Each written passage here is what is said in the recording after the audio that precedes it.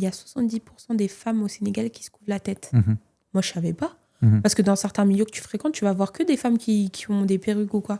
C'était les milieux que je fréquentais, Ouais. les restos et tout. Mais globalement, dans le pays, il y a tout le monde qui se voile presque, tu Mhm. vois. Ou qui se couvre la tête. Mhm. Du coup, ouais, j'ai senti cette communauté-là, tu vois, qui était là à me regarder, tu vois, à être fière de moi, etc. Après, j'ai vu que je suis passée un peu en mode has-been. Je sais pas si tu vois. Par rapport à ton audience? Ouais. Ouais. Pas à mon audience, mais globalement, même par rapport aux partenaires. Ah, elle est voilée maintenant. Genre. Ah, Elle est là, plus tu l'as voilée. ressenti ça quand... Ouais. Ouais.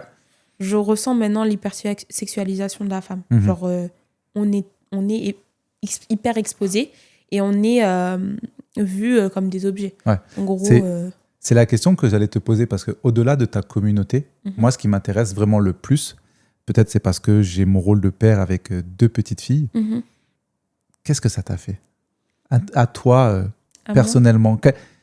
C'est quoi aujourd'hui, ça fait combien de temps que tu es voilée maintenant? 2 ans et demi. 2 ans et demi. C'est quoi le bilan que tu portes? Qu'est-ce que ça, sur le positif que ça t'a apporté, le bien-être que ça t'a apporté, comparé à cette vie avant que tu avais sans le voile? Alors, là, je suis contente d'avoir passé 2 phases parce que je t'aurais dit les premiers mois, j'aurais idéalisé à 100%. D'accord. Parce que les premiers mois, tu es sûr de ton choix, tu es sûr que ça t'a aidé dans tous les côtés. Tu vois pas forcément l'épreuve que ça peut être. Donc, au début, c'était signe de paix. C'était incroyable. Franchement, au début, ça m'a mis la tête sur les épaules et puis je me suis vraiment focus sur moi-même. J'étais comme ça. J'ai travaillé sans relâche et j'avais une force inexpliquée, tu vois. Après, il y a plusieurs phases dans la vie d'une femme, musulmane en plus. Il y a toujours cette phase où tu regrettes. Tu veux pas l'enlever parce que tu as fait tout ce chemin, mais tu regardes quand tu étais comme ça. Oui. Tu te dis, oh, j'avais des bonnes stats quand même, puis j'étais jolie quand même, puis j'étais tatata quand même, puis... Après, toi, c'est dur parce qu'effectivement, toi, c'est Ouais. pour que les gens comprennent bien, ça sera toujours difficile pour eux de comprendre, mais en plus, toi, tu es une femme publique. C'est tu vois. ça. C'est ça qui est dur. C'est super. En fait, la différence... Avant, genre, tu rentres dans une pièce, tout le monde est là, waouh, genre, tout le monde te regarde, t'es grande, t'es jolie et tout, tu vois. Le voile, ça te protège. Ouais. Donc, automatiquement, on te voit moins. En tant que femme, c'est Mhm. compliqué. Mais ça doit te faire du bien de te sentir protégée. Ouais, ça fait un bien de fou. Ouais. Ça fait un bien de fou parce que même, c'est un monde où les femmes sont super sexy et tout. Et j'ai pas de mal avec ça, mais c'était pas moi. Ouais. Moi, j'ai toujours été quelqu'un d'assez pudique. Donc, j'ai jamais vraiment aimé les habits sexy. Même ça, je pouvais le porter avant en soi. Du coup, ça m'a plus permis d'être moi-même sur ce côté-là, tu vois. Ça t'a apporté une paix. Ouais, une paix intérieure de fou. Une paix intérieure de fou, mais aussi un combat qui va au-delà de l'apparence, quoi. Parce que tu dois accepter à aimer ton voile, malgré que des fois, tu te sens pas belle avec. Des fois, tu as envie de lâcher tes cheveux, tu as envie de t'habiller comme avant, de te maquiller, etc. Puis après, tu te rends compte que ton voile, tu l'as pas mis que pour la mode. Ouais. Et c'est là que le vrai combat, il commence, tu vois. Parce que tu dois t'accrocher à ton hijab. T'as pas fait tout ça, tout ce chemin. Parce que moi, j'imagine même pas le retour. Ça sera horrible. Des fois, j'y pense à enlever parce que c'est dur. J'aime pas, ça me saoule. C'est comme toutes les femmes, on a des nafs, tu vois, Ouais, genre, ouais. enfin, comme tout le monde. Ouais. Et après, je me dis, non, vas-y, quand je pense aux femmes que j'ai motivées, quand je pense à tout ce qui s'est passé, tout ce que ça m'a apporté, je peux pas. Ouais. Je peux pas l'enlever, même quand je pense à Dieu, tout simplement, tu vois. Mais c'est vrai que des fois, je suis en mode, j'ai envie de péter les plombs et de le retirer et de demander, enfin, de donner aucune explication à personne. Parce que c'est ma vie. Mais aussi, tu sais, tu as cette responsabilité d'être voilée. Et du coup, quand tu es exposée, tu as une certaine partie qui vont dire que tu n'as pas à être exposée en tant que femme voilée. On va te reprocher beaucoup plus de choses sur ton comportement. Alors que voilée ou pas voilée, je comprends ce que tu veux dire. tu vois. Que quand tu es voilée sur ton comportement, tu dois être encore plus attentive. Ouais, surtout. Ouais. Tu dois pas faire ça, t'es voilée. En plus, maintenant, je suis voilée et mariée. Ouais. Tu dois pas faire ça, tu dois pas faire ça, tu dois pas faire ça. Attends, t'es pas encore maman, parce que quand tu vas être voilée, mariée, maman, oh là là. Oh là là là là. Donc, c'est ça. Donc, tu dois te tenir d'une certaine façon beaucoup plus. Et ouais, c'est un peu chiant. La halal police, là, elle me fait chier, franchement. Genre, Est-ce que dans ton entourage, tu avais des femmes voilées? Non. Non? Pas à l'époque, non. Ouais. En fait, Pas avant, quoi. En fait, parce que, tu sais, moi, je me pose la question. Là, c'est le papa qui te pose des questions pour que toi, tu me conseilles. Oui. Tu sais, on en a jamais vraiment parlé avec Karel. Et je sais que Karel n'aurait aucun problème avec ça. Mais, tu vois, moi, j'aimerais beaucoup que mes filles se voilent. Mais j'ai pas envie de leur imposer. Ouais. Tu vois, j'ai pas envie de leur imposer, mais je sais que je sais la protection que ça leur mettrait, comme tu dis, surtout dans ce monde où tout est hyper sexualisé, les femmes sont prises comme des morceaux de viande ou des trucs comme ça. Tu vois, j'aimerais beaucoup ça. Je sais que mon cœur serait encore plus en paix, tu vois, si mes filles le faisaient. Et justement, je me demande comment tu aurais aimé que tes parents t'en parlent. Ah, de mon voile? Ouais. Ok. Parce que c'est vrai que ma mère, pour le coup, elle n'est pas voilée, tu vois. Donc,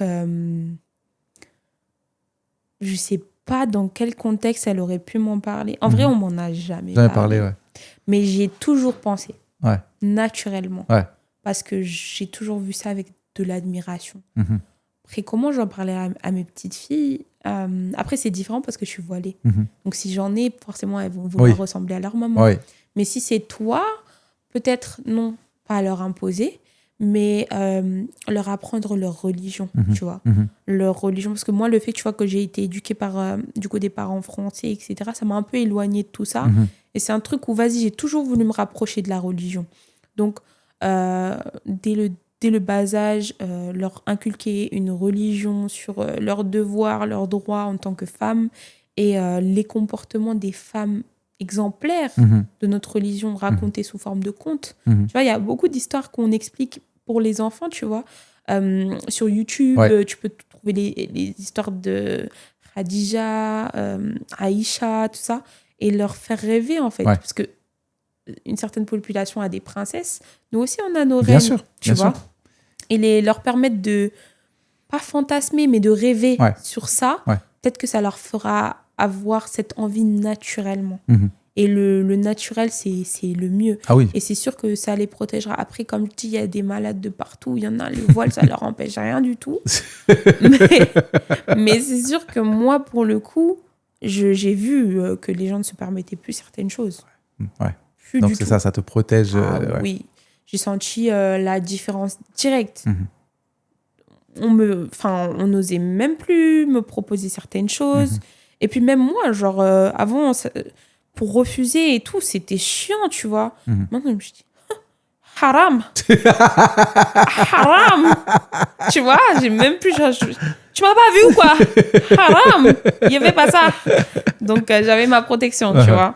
Donc, ouais. Et tu dis que les marques, aussi, tu as ressenti au niveau des marques, elles se sont un peu éloignées. Oui, certains contrats, je l'ai ressenti. Je l'ai ressenti, Bon, déjà, tu as toute une partie où tu peux plus le faire, genre vêtements et tout, tu peux plus le faire. Et certaines marques, je l'ai bien senti quand même.